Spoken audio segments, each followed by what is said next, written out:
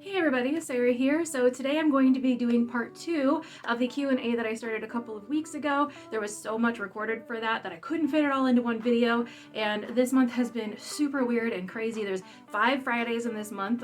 Most months, as you probably know, only have 4. So we kind of have an extra week in here, but I've also been having my own personal issues. I was not able to make it to the premiere of last week's video because I was in the ER for breathing issues. I have tested negative for COVID, but I have asthma and allergies, and I had just gotten over a cold. I had also gotten the pneumonia vaccination, which has difficulty breathing as a side effect. So all of those things culminated together, ended up me in the hospital not being able to breathe. I'm doing okay now, but you might kind of notice I'm a little out of breath even just doing this.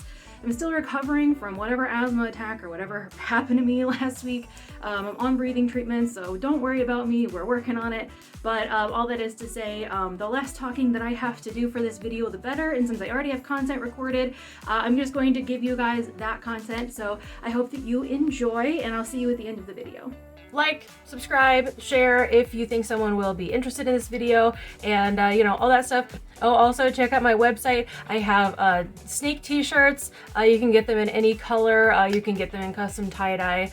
They're everywhere from small to like triple XL. So if you're interested in getting t-shirts, I would love if you would buy t-shirts. I actually just had a custom tie-dye t-shirt go out the other day, and that was really awesome and really fun. I also have other things. I have masks. There's still a pandemic, whether we like it or not, and so if you would like a snake mask, I can also tie-dye those as well. They mostly just come in white, but I love tie-dyeing, so if that's something you guys are interested in, you can get that there. And other things, I also will be putting snakes for sale and stuff up there as well. So sarahsnakeshop.com if you want to see any of my stuff. I'm jumping into the video now. So this question is really long, so I'm going to paraphrase, but basically this person had a 6-month-old corn snake, and they wanted to transition it to Reptilinks. Way you can use the code SarahSnake27 Reptilinks to get a discount. It gets you a discount, it gets me a discount, and everybody happy. So if you would like to use that, it's reptilinks.com. This person, like I said, wanted to switch over their 6-month-old corn snake to lynx, and wondered which sizes were best.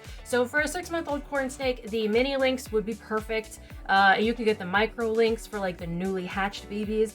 It is difficult to get babies to eat lynx. I'm not gonna lie to you about that. I also recommend that any babies that are too young to eat a fuzzy mouse, feed them the frog lynx instead of the quail lynx. I've had a lot more luck getting baby snakes that are too young for fuzzies to eat the frog and not the quail. And even if they eat the quail, since they're so small, like their bodies are not used to or maybe even ready to digest like fur and feathers. So if you're feeding them quail lynx or rabbit lynx or a mix of quail and rabbit, which is the one I would recommend for corn snakes, by the way, is anything with quail in it. So whether it's all quail, not anything. You don't want to get veggies, you don't want to get fruits. But if you get like quail mixed with rabbit, that's probably the most like common one, but you can get like quail and chicken, I think, maybe. So if you do get a young corn snake to eat lynx, that, like I said, if it's under fuzzy size, so maybe under a year old, I would go with the frog for them. And then once they're a little over a year old and they can eat something that's like fuzzies, you could get the mini lynx that are quail or mix of quail and something else. My biggest issue with anything, like I love Reptilinks, 100% love them, would use them for all of my snakes if I could.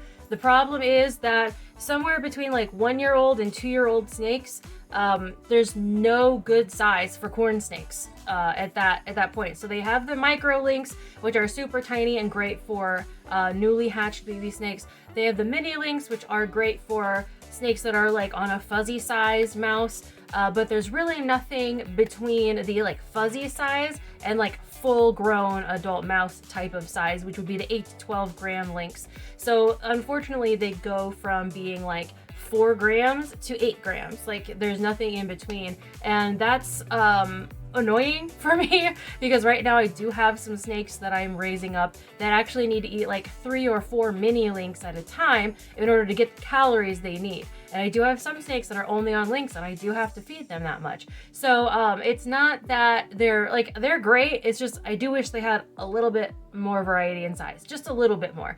So for a 5-month-old, yes, the mini lynx would probably be good. You're gonna run into a roadblock once they hit about a year old, so between year 1 and year 2, because all of my 2-year-olds are eating 8 to 12 gram lynx now, and they're fine. It's just getting them big enough to eat that 8 to 12 gram is really difficult if you're feeding link only, just because of the huge size difference between the mini and the 8 gram links. The next question is, has anyone mixed caramel with lavender? And the answer is yes. They have been mixing caramel with lavender for a long time. I don't know who the first person was that came up with that or who did it. I remember back when the Ian's Vivarium forum was still up and around that I was researching the mix of caramel and lavender, because when I first really started wanting to do projects, that was what I wanted to do. I wanted to mix caramel and lavender. And of course, back then I thought you could just breed a caramel with a lavender and you could get a purple and yellow snake. And of course, I know that's not how it is. So it's been at least a decade, I want to say, since we've had this combination. And I remember when I was doing research back then, someone on that forum saying that they had done it, but any of the combinations just looked like straight up lavenders. And they pretty much do. They kind of look like a less colorful version of a lavender. They really don't have any yellow. Lavender pretty much prevents all yellow, if not like most of the yellow. Like I don't think I've ever really seen like a lavender that had a convincing amount of yellow on it to be like, oh yeah, that has yellow. Obviously there's been peach lavenders, which have a little bit of like a peachy-ish tone to them, but I still wouldn't classify that as like yellow. Regardless, yes, they have mixed caramel and lavender before. It's called almond now. It wasn't called almond when it was first created. It didn't really have a name.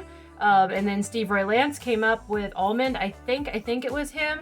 It might have actually been Donovan Winterberg, because the combination of hypo, caramel, and lavender actually happened first.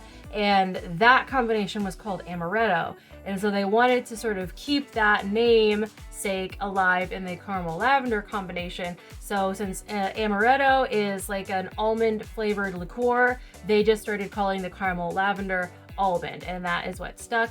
And they just kind of look like weird pale lavenders. They really don't look like anything special, unfortunately. I wish they did. So this was on the Ultra Mel video, and they, again, it's very long, I'm paraphrasing, but asking are any of these T-positive albino? Because there is T-positive albino variants in a lot of different type of species, and the answer is we don't exactly know. So T-positive means tyrosinase positive, which is a kind of sort of pigment. Usually T-positive albinos are darker than T-negatives. So if you're talking about T-positive albinism in corn snakes, Ultra could be a candidate for that. But the only reason I would say Ultra instead of like Lava is because Ultra is allelic to amelanism, and that would just be like a very cool thing that would happen. I feel like if we had T-positive amel and T-negative, like T-positive albino and T-negative albino being allelic to each other, that would be super cool in corn snakes, but that's not necessary. It's not been proven, and we don't know for sure. And honestly, as far as looks go, Ultra does not really look like a T-positive albino type to me. The one that does look more T-positive albino, in my opinion, is a Lava. But I think that arguments could be made for even a few different things, maybe even strawberry. But I don't think anybody's actually done the research to find out for sure if any of these hypo-looking snakes that we have are T-positive albino or not. The next question is a mix of a question and a statement, and I'll just read it. Aren't corn snakes rat snakes anyway? Probably interbreed and overlapping territory anyway. Boas do the same thing, so it's like there's unlimited localities. And the answer is yes and no. So I don't know that much about boas. I know the very basics of some morphs, but like I don't know that much about them. I have had a few as a pet, but don't ask me more than just like husbandry questions. Like, this is a corn snake channel because I know corn snakes. I've had boas, but anyway. So yes, corn snakes are a type of rat snake, and almost all rat snakes, at least New World rat snakes, so like rat snakes in the United States mostly is what I'm referring to here. They are all mostly pretty closely related to each other. When it comes to like the gray rat snake, corn snake, I feel like that's a little bit more of a hybrid than something like a corn snake with an Imre's rat snake, which is where we get like our creamsicles and stuff.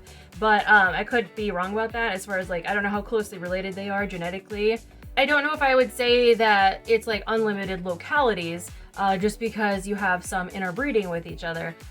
Corn snakes have definitely been established as a species, and then gray rat snakes have been a little bit more established as well, separate from corn snakes at least. So they are still hybrids. I would not consider them to just be localities of each other. The size is going to be vastly different. The attitudes are often very different.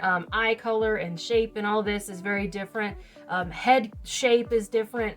Scale chelation is different. So they're different enough that I would not say that a gray rat snake is a locality of a corn snake. Like technically, yes, they're both a type of rat snake, but they're different enough that I wouldn't consider them to be like the same in really any other capacity. This question is, do you have blood red projects at the moment? Yes, kind of. So I have what I call the Flare project. Flare was the very first corn snake that I had that I raised from hatchling to adulthood. I did have one corn snake before him that I got when I was kind of young and didn't really know how to take care of corn snakes, and it escaped and we never found it again. But then when I actually like did my research and had a proper setup, I got a normal corn snake from a pet store and named him Flare because he was red. Back then we thought it was female, so I was Flair, and then when we found out that Flare was male, then we changed his name to Flare, just to kind of, you know, whatever. But I have the Flare project. Flare ended up being het for charcoal, sunkissed, anery, motley, diffused, and I think a couple of other things that I'm missing right now. And so, yes, there is a sort of diffused blood red like line that I have coming from that Flare project, as well as I have a lot of sun-kissed charcoals coming from there, and just a lot of other cool little things that stem from that project. So it's not a blood red project all by itself, but it does have some blood reds in it. Thank you guys so much for watching that. I hope that you enjoyed it. I hope that you learned something. There will be a part 3 to this. I also wanted to mention thank you so much to all of the members on this channel. I'm going to put the list over here. I don't have it in front of me right now to list everybody's name off, but thank you guys so much for being members. For those of you who don't know what membership is, or if you would like to become a member, like you can click join under any video to become a member. It's $2 a month, and it's basically a substitute for Patreon. You just don't have to go to a whole other site, sign up for a whole other thing. It's just right here built into YouTube. It helps me out, and I also have medical bills now that I'll have to pay, so you know, not trying to use any of my illnesses to get money. Do not feel like you have to give any money to this channel. It just helps me, and you guys get exclusive content. I have been uploading little videos here and there for the members only, especially as I have these little side videos. Pretty soon I will be making the video for the egg laying process and taking care of females while they're laying eggs and beginning of the incubation process. That will be in a couple of weeks. Next week we are going to be doing another book review. I'm going to be doing the book review on this book right here, Corn Snakes, Facts, Advice, Care, Breeding, Color Guide, etc. This says full color photos, so I'm expecting all of the photos in here to be color, which is really nice. There have been a couple of books that said that they had full color photos and they didn't, so looking forward to seeing what this little one has to offer. I have seen this in a few pet stores near me, so I'm looking forward to reading this little book and reviewing it for you guys for our first video of the month of May coming up next week. Thank you guys so much for watching, and I'll see you in that video.